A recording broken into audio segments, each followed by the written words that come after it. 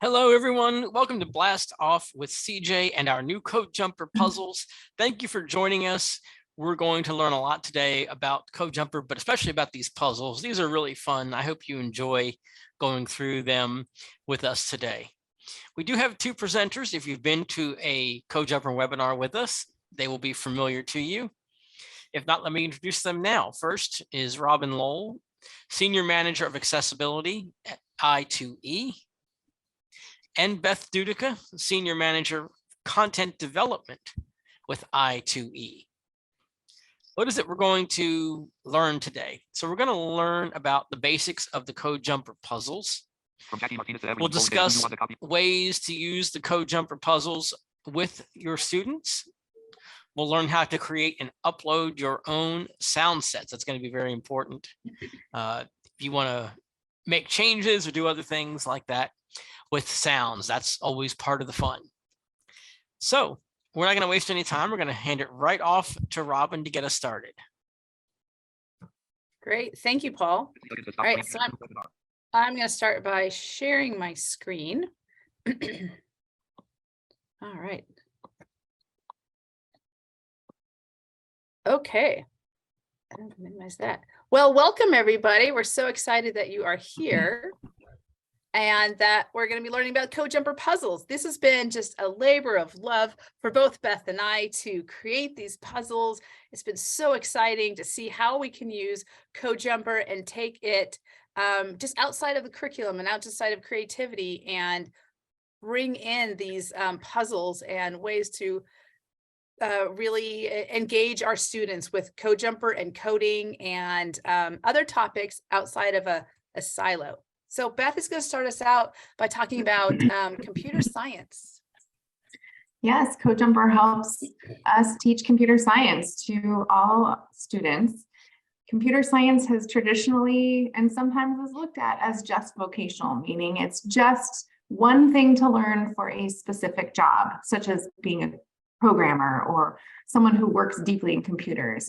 But that's actually not the way we want to look at computer science. Computer science is foundational for every student in every area, no matter what they choose to be when they get older or what field they choose to go into. Computer science affects every field. I could even imagine today, was there anything you did today that was not affected by computer science? And it's hard to come up with something that wasn't actually affected by computer science in some way, from just the mechanism of receiving products, even getting a banana at the grocery store, or how the banana is even grown, with the watering systems being on timers. Everything in our world is affected by computer science.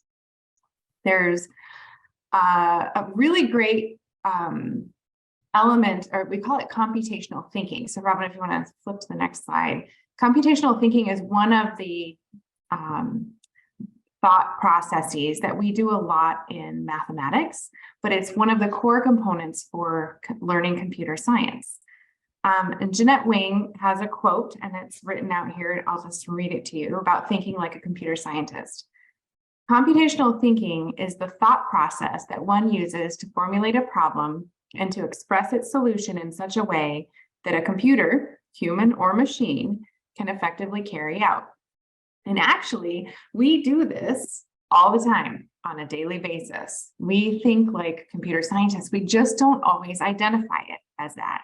And so one of the things that Code Jumper can do is when we start using that language, when we're using Code Jumper with our students and sort of highlighting, oh, that's your computational thinking. That's what you're thinking, like a computer scientist. And part of the reason why we want to do that is because we want every student to believe that they can do this. We don't want students to think that it's something too hard or something that's way out there only for specific people, because computer science is for everyone. Yes, I can. We want students to believe that they can. And Robin, isn't this one that you had in your classroom, this little chart? Yes. So we have a slide that's the top of it says, yes, I can. This idea of, yes, this is something that I can do. And that's the idea of this metacognitive thinking. thinking about your own abilities. What am I able to do? So it's really about creating a mindset in our younger grades with engaging activities that create excitement around computer science, about the sciences and mathematics, and bringing all these different topics from O&M all the way to chemistry, and seeing how that they all can work together, and that it is something that they can be part of and can be successful in, and then being able to see themselves as a computer scientist. And on here, I have a little meter, and I created this meter with my own child who was really struggling with this idea of I can't. And so it's a half circle and half of a pie. There's 3 pie wedges, and the left pie slice says I can't. The middle pie slice says I'll try. And then the right pie slice says I will. And then there's a meter. So you can kind of see where we are on this meter of the yes, I can. And it's about trying, it's about engaging. And these puzzles really emphasize that ability to engage and get from I can't do this to I will do this and I can do this. So that's this idea of yes, I can. And the puzzles really create an opportunity for that. So Beth, why don't you tell us about what the puzzles are? Yeah, you bet. It reminds me of math block. When I was growing up, some people would just say, I'm just bad at math, and they would sort of have a math block. It's the same concept. We want to model for our students that we can do these things, and these puzzles are a really great way that can engage teachers who maybe aren't super confident about teaching computer science, but they can do these things. We have created 8 puzzles that go along with CodeJumper that are not the curriculum. These are in addition to the curriculum. And they're an opportunity for students to play or experience and just maybe do things more than once with these puzzles, because for one, they might want to do it more than once. And for two, it might help embed some of these topics. And they're actually just very fun. So that's part of it too. They give an opportunity to use other curricular areas with CodeJumper. So not just learning about computer science, but learning computer science through the lens of another topic. So some of these puzzles actually engage a lot of the expanded core curriculum. Some of these puzzles cover topics in science, and we're going to go through all of the puzzles so you can see all of them, but there's a wide variety of choices. We hope that you'll take that idea of a specific topic or something that you're also trying to teach with your students and be able to make a puzzle of your own in a similar fashion. These are tying computer science concepts to other areas of learning in life. So there's things like money exchanges, there's basic addition, subtraction, some more complicated math concepts as well. There's a lot of computational thinking, but then there's also daily life stuff. And all of them come with their own sound set. And actually, sorry, I think I'm getting ahead of myself here. You're just so excited. I am so excited. These are really fun. We've been working on these for a while, and we're just so excited for you to try them. They're great for having, they're also, this is an important thing. The curriculum is written for a teacher. And we have code cards and things that help students along, but these puzzles are written to be read by a student. And so it doesn't have teacherese in it.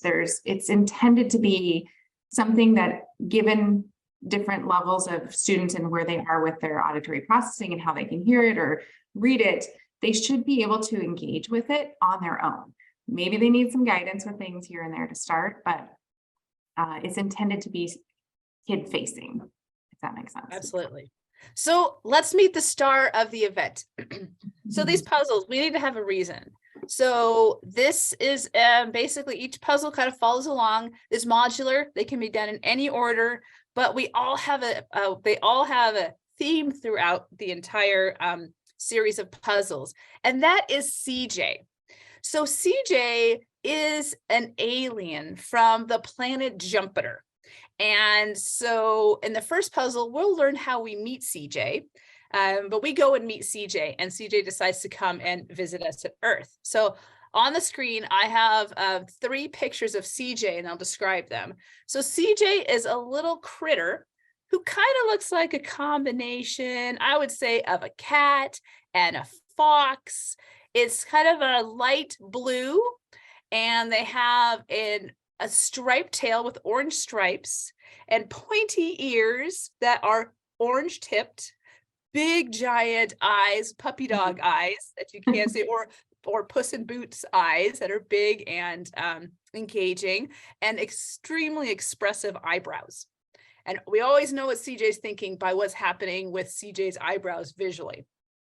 And around CJ's neck, we have a play pod, which is like you would have for a cat or a dog tag, but it's the play pod for Code Jumper. And the three pictures, we have CJ jumping, we have CJ riding in a roller coaster car, and we have CJ standing in front of your rover with their instrument that they play on the planet Jumpiter.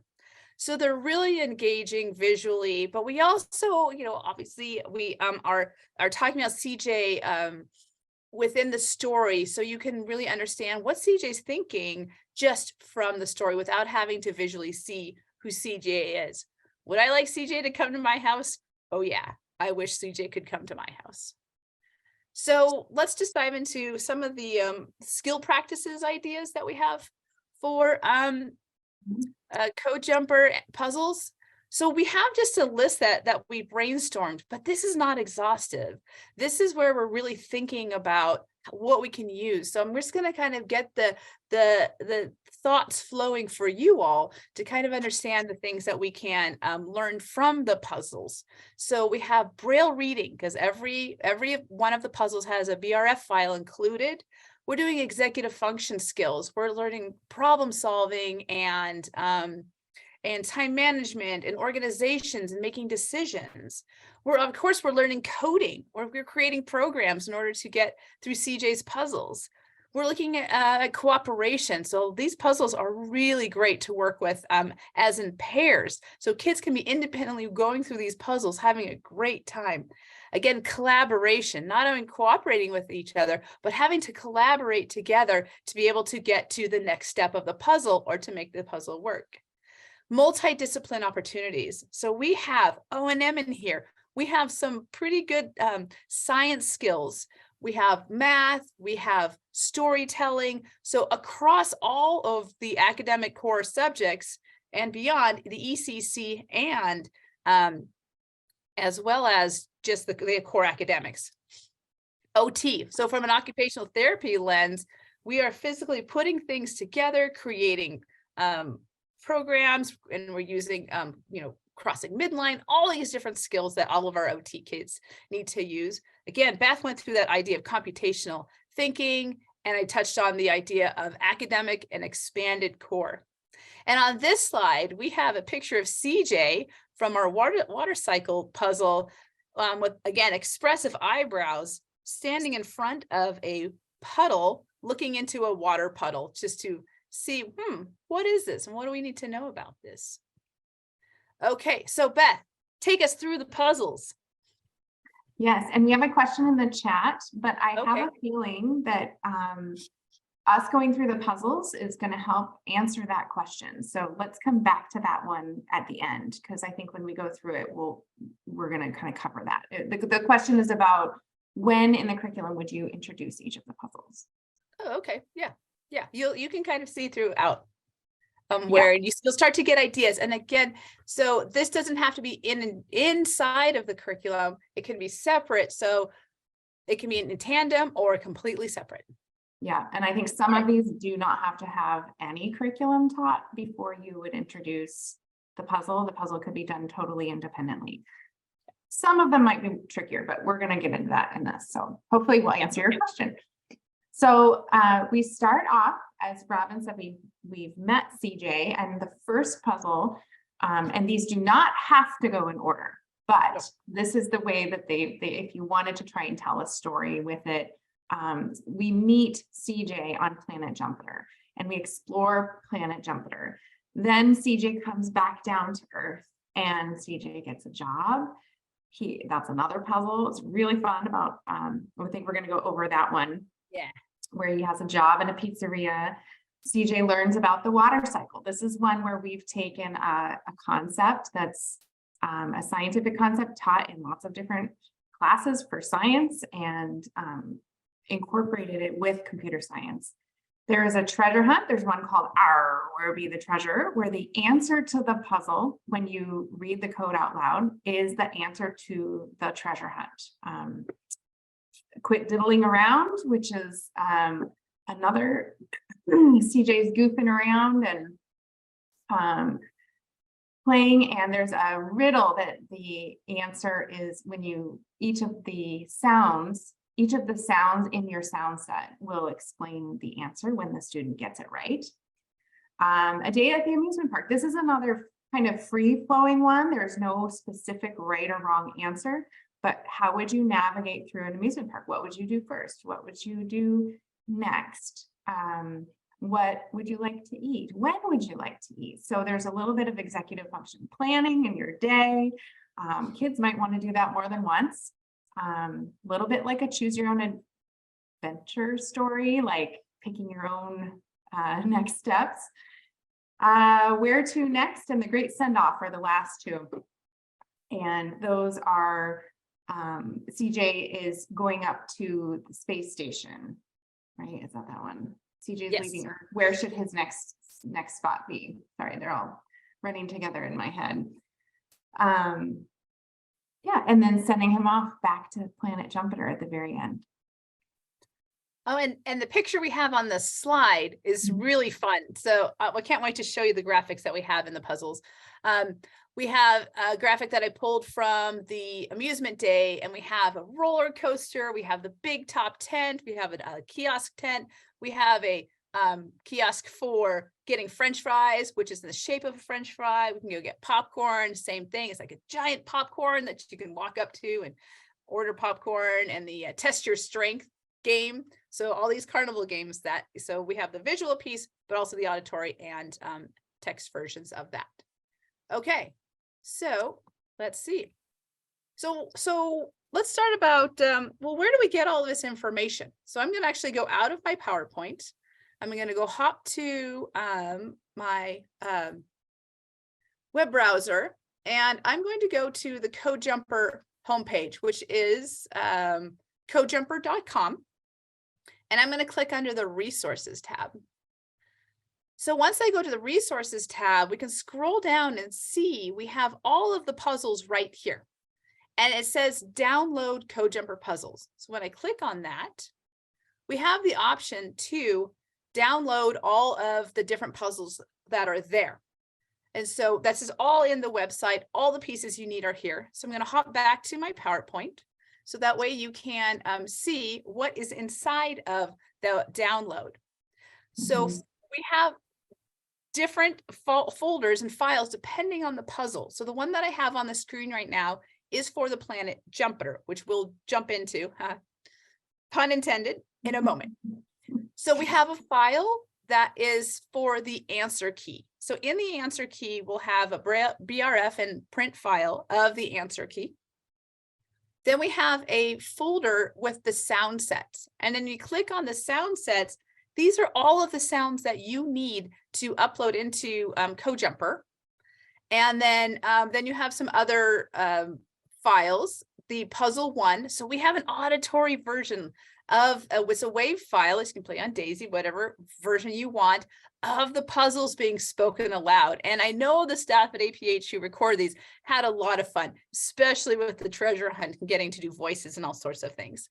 There's a BRF file, so you can just emboss these and have a nice Braille file, or you know, however you want to use a BRF file. And then we also have a PDF with all of the fun things in there, and we'll take a look at one of those in a moment. So without further ado, let's continue on and see. Oh, I forgot the most important part, which is how do we get those sound sets in there? So Beth, if you want to walk it through how we get the sound sets in there, I will drive. Okay. So do you want to bring up the CodeJumper app? Yes. And each of the puzzles is slightly different. And Robin, I don't know if it's me or you, but I have a black box on my screen where it's at the top. Do you have that too? Yes, I'm gonna see if I can move it. That's my my control bar, and it's okay. There we go. I'll just move it down here for right now. Okay, is that better? Yes, now we can see the top of the app. Okay, perfect. So yeah, so each of the puzzles has a little bit of a different input, because remember, some of the puzzles, what you name the sound is going to be the answer. So which is the sound set we're going to, we've already downloaded. You're going to go to Let's just walk through how to download a sound set. That's all. Oh, okay. Well, then, you've already downloaded it, how to insert it into the Code Jumper app, right? Okay. Yeah, just the how. So let's go to the sound button on your toolbar. Yeah. And we can manage the custom sound sets here. And so, so if you were doing this brand new, you would select add a sound set, because you're creating a new sound set, and you can give it any name you want. But since these are connected to the puzzles, we probably would have called it pizzeria. Robin already has pizzeria in there. So let's just call this one test for now. And then you type it in and say done. Now you've attached a name to your sound set. And then now we just need to attach each of the sounds. You can have up to 8 sounds. And if underneath where it says sounds in this sound set, sound 1, underneath there's a button for listen, add, and delete. So we would like to add a sound for sound 1, and we get to give it a name. So this is where you can be a little creative sometimes, depending on how you want to create your puzzle. For the pizzeria sounds, let's just say, because Robin, we're going to go through that one in a few minutes. We would want to name the sound, the item that matches the sound, because there's no trick on this. There's no giving it away. What the sound is and what the name of the sound is, we want actually to be the same. So we might name it whipped cream, or pineapple slicer, or what's one of the other sounds in there? Potato chips or sprinkles. And so when I downloaded the sound sets for this round of for this webinar, I noticed that it automatically pulls in the sound name now that it has it. So we don't even need to name it. Yep. Oh, perfect. Yep. So you would put one, you would name it what it was on the download then. So then you would know exactly. You would say add the sound file, and then you'd go to the folder that you downloaded, and you would have to find it's an MP3 or WAV. Yes. Yeah. And attach it. Yep. And select done. And then sound 1 is in there. And the drop down automatically shifts to sound 2. If you click the drop down, you could go back up to sound 1 and edit it if you wanted to, or you can move on to sound number 2. It says no sound has been added. So you can select sound 2 and then go back through the same process and pick the next sound that you have downloaded. Add a sound, give the sound a name, and then fish tank bubbles, and then select done. So this sound set so far has 2 sounds in it. You can add up to 8, but yeah, and you've given it, Robin, will you select the drop down next to your custom sound sets just so we can see what yours looks like? Robin's been doing this a while, and she's got a lot of choices in here. Let's see here. I'm gonna look at treasure, and then we can see. We have, so the sounds are all numbers, so they're already all in there. And so, they're all of the sounds are in there in order. You just need to download them from the download after you've downloaded them and put them into your folder. So everything for these puzzles are all there, and they're all named what they should be named. So, all right. So let's go back and talk puzzles.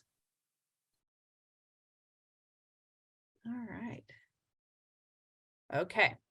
And I want to add that on the website, under the resources tab, there are videos and there are written descriptions on how to do this as well. Okay, let's go. Let's just take a few minutes, Beth, if you want to talk us through exploring Planet Jumpiter. Yeah, this one is really fun. And actually, this would have been a good example also to show your drop down in the sound set at the end, because that's where you kind of see how it plays for kids. So in Explore Planet Jumpiter, we are in outer space. We are imagining we've landed on planet Jupiter, and our mission is to collect samples from this planet. So students will imagine they're taking a ride in a rover of some kind and collect items that scientists might want to study back on Earth. Now, just that setup alone could lead to lots of other things. There's an imagination that could run wild with this. But if you follow the sequence in the PDF or in the puzzle itself, it walks students through sequencing. So doing things in the mission in order, one thing first, then this, then this. And if they sequence the story correctly, they'll get the secret code and they'll get to bring a special item back to Earth. Yeah, so this is, oh, sorry. So I think in this one, it reminds me of when I was a kid and Tinkerbell or somebody would ring a bell in the middle of the story, and that's when I would know to turn the page. That's when you would know to add a sound pod or a play pod, so that and turn the dial and get that sound for that part of the story. And I think, is this also the one? We're not using the plugs yet on that. No, this is our very first. We're just doing the very first one. So yeah. So for example, in the story, you hit a rock, you back up and it sounds like a truck backing up. And when you hit a rock, there's a sound of a rock smashing. And so there's a story of what's happening. The engine starts. The engine has to start before you can move the engine of your rover. And so each of these things happens in a sequence, and the story is all written out in the puzzle. And as the students either listen to or read the story, and they come across the little symbol of CJ, they would add in that sound. And it becomes one of those things that makes more sense when you're listening to it than it does when we're just talking about it. But then at the very end, once they have it all together, they read the code out loud and it will give them a number of the name of each of the sounds. And that will be their blast off secret code to launch back to Earth. Yes. So that's Planet Jupiter. That's our first one. And so this seems very abstract right now. So the next one, we don't have time to go through each one of the puzzles, and we don't want to give them all away. So we're actually only going through puzzles without the answer, because we don't want to give you the answer. You have to go figure out that for yourself. So while I'm finishing this up, Beth, would you take a look at the chat to see if there's any questions we can answer right now? There's not, but I can go ahead and answer Cheryl's question, which was about when to provide each of these with the curriculum. So sequencing, the first one that we just went through, exploring Planet Jupiter, sequencing is something kindergartners are working on, right? It's one thing and then the next thing and then the next thing. We do it in math a lot when we're ordering numbers. We actually do sequencing all over, and students are usually very familiar with that, and that's something they could probably do without having ever touched the curriculum. So I would certainly say number one would be an easy one. Also number two, which I think we're going to show you in just a minute, when CJ gets a job, that's another exploratory one, like the amusement park. 7 and 2, where CJ gets a job and the day at the amusement park, are both very exploratory. There is no right or wrong answer. It's exploring and could be a jumping off point for students telling a story.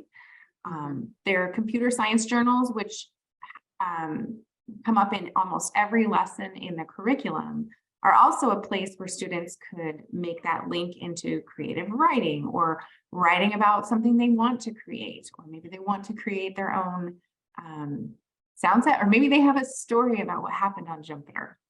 Can be all kinds of those things. And so far, both of those are totally available for or accessible for even a non-user. And Jen, and so like puzzle 1, like lesson number 2 in the curriculum is about sequencing. Lesson 2 and 3 are about sequencing, so you can add those in there too.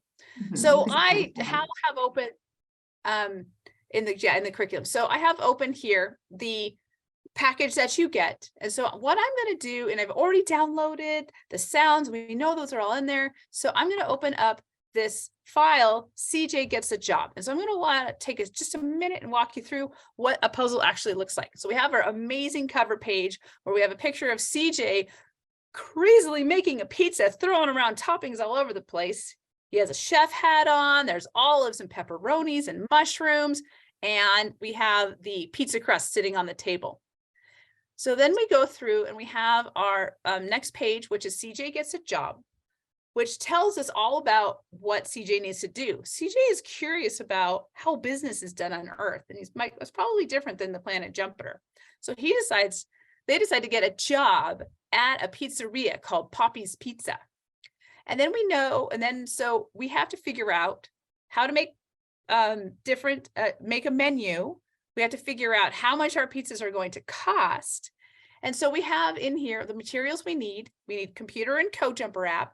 We need the hub. We need play pods, note-taking materials, and 2 dice.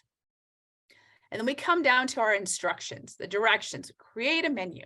So we need to create, we have a menu here created of how much the toppings cost. Okay, hold on to your hats. Let me tell you what this pizzeria's toppings are. So we have mozzarella cheese for $1, potato chips for $3, olives for $2, gummy worms for $4, sprinkles for $2, pineapple for $3, pizza sauce for $1, and whipped cream for $1. So we have different options. We can make a savory pizza or we can make a sweet pizza. So what do we need to do for this? So we know our menu and you're like, what kind of pizza do I want to make today? Beth, are you in the mood for a savory or a sweet pizza, do you think? Oh, I'm always in the mood for sweet. Me too. My own 11-year-old calls himself a dessertivore, so we're going with sweet. We're going to go with sweet. So now, Beth, I'm going to charge you with a job. Okay, you're in charge of remembering the toppings. So we're going to have to flip back and forth. Okay. Yep, I'll write them down. We're making a sweet pizza. So I'm going to change my screen. So I actually have the CodeJumper kit on the table. And then I'm also going to put up the CodeJumper app next door. And then I'm going to also, oops, I picked the wrong one. Here we go. Let me put that one up as well. See if I can get my computer to be cooperative. They don't always like to do that, do they? Okay, here we go. So we have everything we need on the screen. We have CodeJumper itself. We have the menu and we have the app. So what I did is I just basically made smaller windows so I can see everything at the same time. And so remember I said that the hub is the pizza part. That's our pizza crust. So the hub is the biggest component of CodeJumper. And we have, that's our Bluetooth speaker with the play and the stop. And as some of you may have heard that click, and that means our CodeJumper is connected to our computer via Bluetooth. And so, Beth, we need to know how much money we have to spend. So this is where math comes into it. So we're going to roll the dice. And I rolled 2 dice, a 6 and a 2. That adds up to 8. That's how much money we have to spend on making our pizza. So we can make a pizza that costs up to $12. And so because 8 times.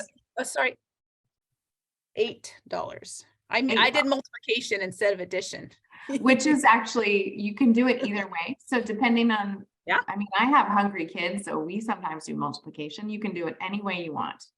Multiplication, subtraction, all the different operations you can use. So if we did division, I could only spend, $3.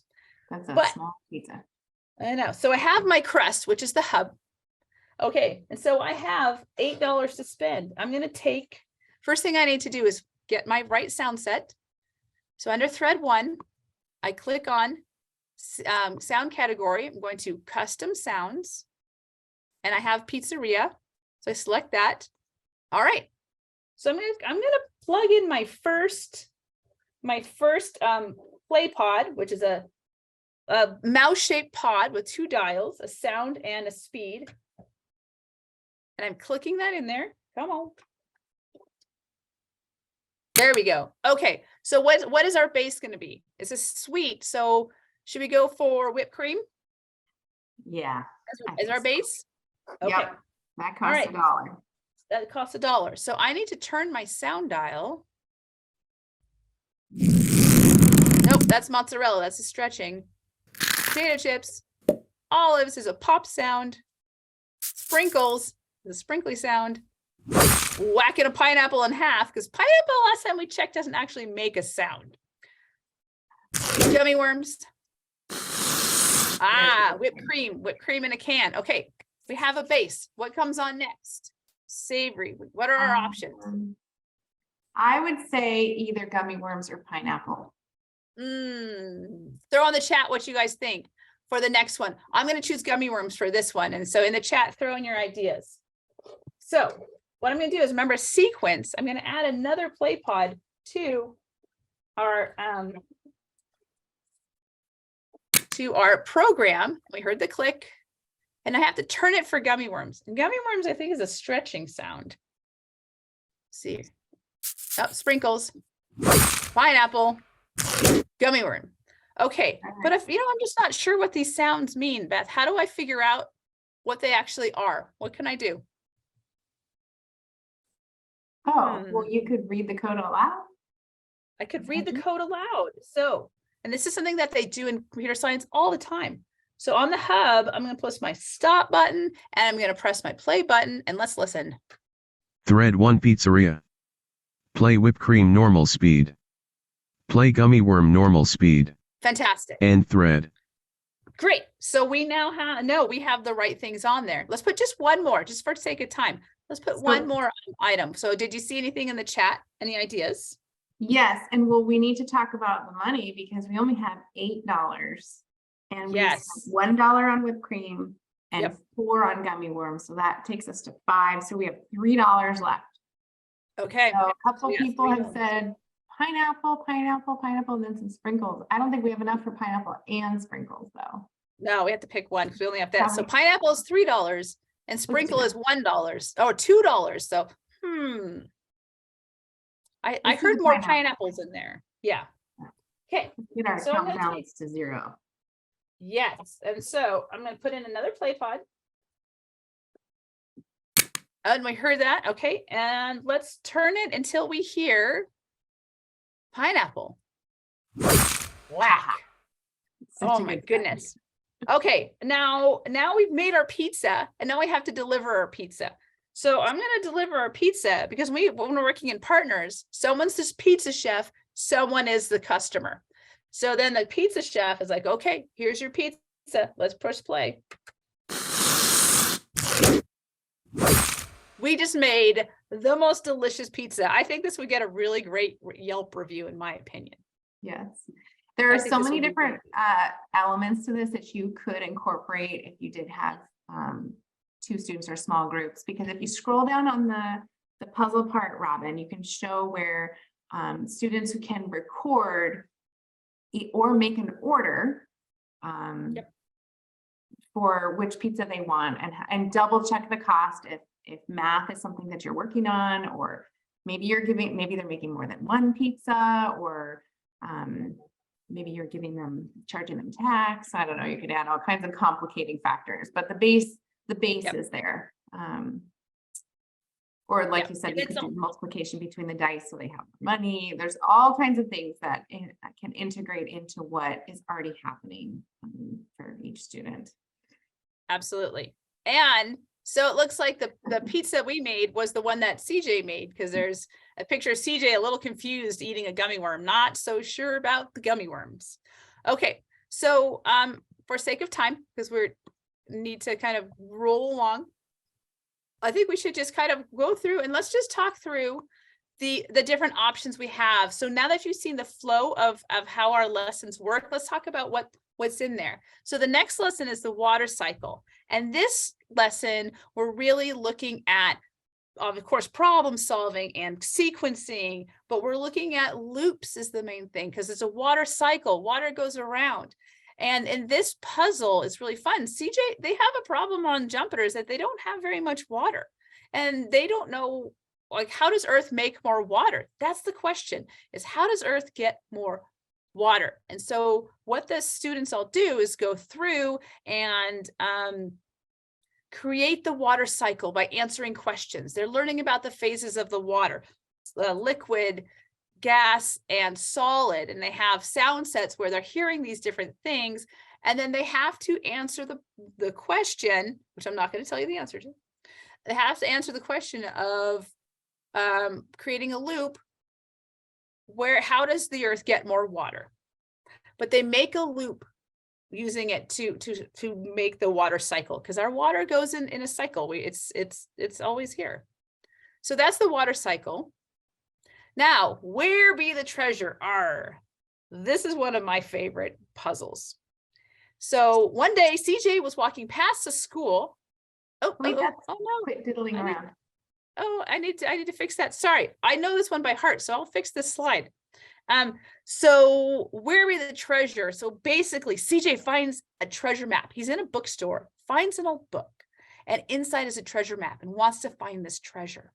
So this is all about problem solving, orientation, mobility, where he has to answer questions and build the answer to the treasure map, because where do you find the treasure? We always find the treasure on X marks the spot. And so they go through, so like one of the questions is, you have a vehicle, how many wheels do you need to put on it? A cart to take your tools, how many wheels would it have? Typically there's 4, so that's your answer. So you go through all these 8 questions to find out what the treasure is, where it marks the spot. So that's the treasure. Okay, do you want to, oh yeah, I flipped these 2. Yeah, that's okay. Yeah, in Quit Diddling Around, that's the one where he walks past a playground and he hears a rhyme from kids like playing on the playground, maybe jumping rope, or they're chanting a silly song, and he wants to learn the order of the rhyme. And he, in order to figure it out, he has to answer a riddle, which is, I go all around the world, but I never leave the corner. What am I? And so once they listen to each of the chimes and such, they'll get the answer to the riddle when they break down what the problem is. They work a little bit on decomposition at the same time. Yeah, that's the decomposition. So I'm going to describe for the treasure, the cover page is CJ standing on the prow of a ship, looking through a spyglass with a pirate hat on, and I think CJ is pointing, saying, "I land ho, there be the land." And then for Quit Diddling Around is a picture of CJ, super excited, very concentrated eyebrows, playing a violin. Okay. Ode to Hey Diddle Diddle.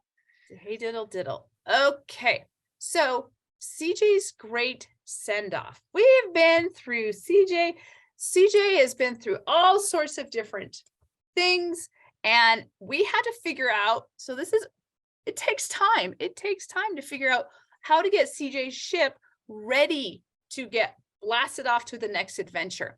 So this one is really figuring out, going through a series of steps to figure out what CJ needs in order to be able to launch, like make sure his ship is secure and safe.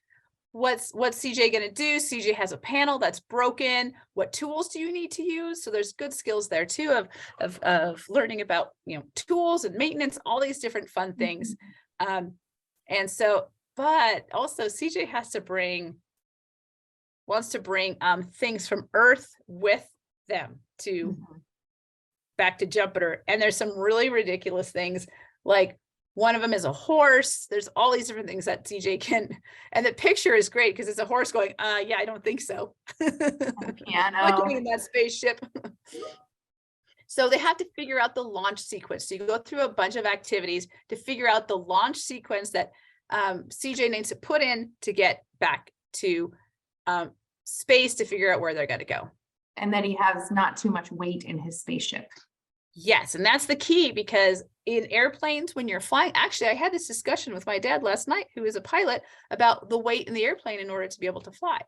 So there's a lot of parameters around that the students are learning. And just for time, we actually don't have time to demo a day at the amusement park unless, well, I think we have time for really quickly. We'll do a day at the amusement park. I think so. We can't not. We can just show them some of the sounds. So I'm going to go back to Code Jumper. While you're pulling that up, I will clarify that the Great Send-Off does use a countdown. And so it does get a little bit more complicated. It's still only play pods, but students are counting down to that send-off. And the last one, or sorry, Where Be the Treasure uses the constant plugs. So those are the plugs that we put in so that you can force, no matter how the dial is turned, you can force it to play sound number 7 or sound number 5, whichever constant plug number you put in there. And so it is an introduction to what a constant is. It's also in a playful way that I think kids will pick up pretty quickly. So they don't necessarily have to have had the lesson about constants first, but they may need a little bit of guidance for how they work. Oh, you insert it into the play pod or the sound dial, sorry, and then that plays number, if she's got number 1, it's going to force number 1 to be played no matter where the dial is turned. And so there are some concepts in here that are covered in the curriculum and can go hand in hand. And those later puzzles, it might make sense to do some of the curriculum first, but you don't have to. And to describe the plugs, so they're purple, about 1 inch long, and then they have like a headphone jack on one end, and on the top of them, they have raised dots, 1 through 8.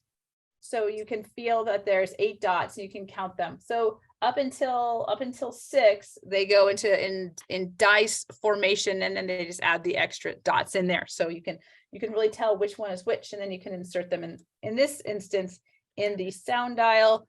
You can also do in the loop pod for those puzzles as needed. So that's that. All right. So now amusement parks. So let me give you the gist of the amusement park. I'm going to show you the day at the amusement park. So CJ, there are no amusement parks on Jumpiter, which is really sad. And so CJ is so excited to go to one. There are 4 different areas of the park. We have rides, we have a food court, we have games, we have prizes. And CJ is running out of time. So there's not enough time to go do every single thing. So what CJ has to do is choose one from each area. And that's when we introduce the use of the selection pod. And I'll put it back up on the screen so we can see the selection pod. Move these out of the way. Selection pod is a green and white mouse-shaped pod with 1 cord coming out of the center, 2 dials on the top. We have a 2-spoke dial and a 3-spoke dial with a port underneath each one. And you have to make a selection. And then you have to go through a series of activities to figure out which one is which. So the statement says, if, actually, I'm going to plug it in so we can see. Why do it theoretically when we can do it for real? So we have it in the app. We have the green block coding for the selection dial. If 2, that's the 2-spoke dial, is greater than 1, that's the value on the 3-spoke dial, play. But I'm going to add in a play pod to the first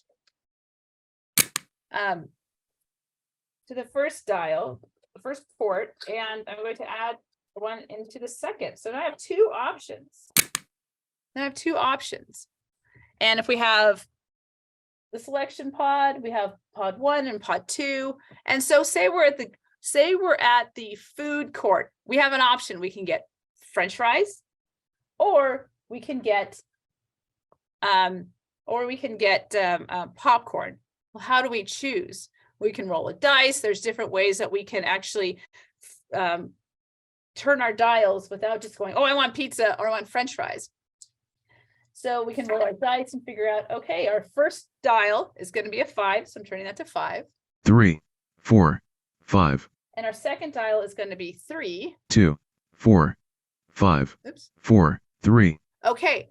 Then if 5, and that looks, oh, we need to turn our first one to French fries. And then we have our second one, which we're turning to, nope, we don't want to eat fish tank. Popcorn. When we press our play button, this is going to tell us which one that we get to have. Oh, we're having French fries. And that's because 5 is greater than 3. So without going into super detail of how that works, the lesson teaches you this. You have all the information you need in the resources and the videos. So you can make these fun selections. And this one you can play over and over and again and get a whole different set of things you can do. You can go on the roller coaster. You can go do the strong man, see how strong you are, all sorts of different things. And they're learning these selection skills. Okay, and the last puzzle, our timing is great. Where does CJ go to next? I am so excited about this puzzle. This one is CJ's leaving Earth, but he's not quite ready to go back to Jumpiter. Now that they've left Jumpiter, they're like, I want to explore some more. So this is, again, another selection option using that same selection pod. So is CJ going to go to the International Space Station, or is CJ going to go to Mars? And so throughout the puzzle, using the different selections, you answer questions about these different places. And the question is, which one is colder, Mars or the International Space Station? And so you have to pick the right answer. And so you build a program based on that, and the answer will tell you if you're going to Mars or the International Space Station. And depending on what you answered, you can go either way. So again, a puzzle you can play multiple times. And you're also learning a lot about the rover Perseverance, life on Mars, life on the International Space Station. So again, creating these opportunities for taking coding and all these subjects out of a silo and working on them together. So this is, in a nutshell, all of the puzzles. There's so much fun to play around with. I'm super excited. Do you have any questions, Beth, that we need to address? No, but I think when we are ready, we have a poll question as well. Yes. Oh, I just totally blowed right over the top of the poll question. That's okay. I got too excited. So actually, I'm going to stop sharing. I am done with that adventure. All right. Oh, sorry, I took your job. Okay, Paul, we're ready for that poll question when you are. Paul, you're on mute. Okay, I did unmute. Okay. So we want to know, do you or will you be using CodeJumper and the CodeJumper puzzles with any or all of the following? You're going to pick all that apply here. So pull out students, push in groups, or your entire classroom. You may choose any or all of those. Do you or will you be using CodeJumper and the CodeJumper puzzles with pull out students, push in groups, or your entire classroom? Choose all of those that would apply. All right. And as we're heading out, Paul, I've moved to the CodeJumper sales screen. Perfect. So if you are a quota user, you can get your CodeJumper for $769. If you're a non-quota user and you still want to get one of these, which I highly encourage, the price for you is $999. And all of the things on the website will be available to you no matter how you get it. CodeJumper.com have these puzzles, the curriculum, lots of explanatory information, and all of that is available to you to explore anytime. If it would help you to kind of decide whether you want to do this, check the website out and get some more information on it. $769 for the quota users, $999 for non-quota users.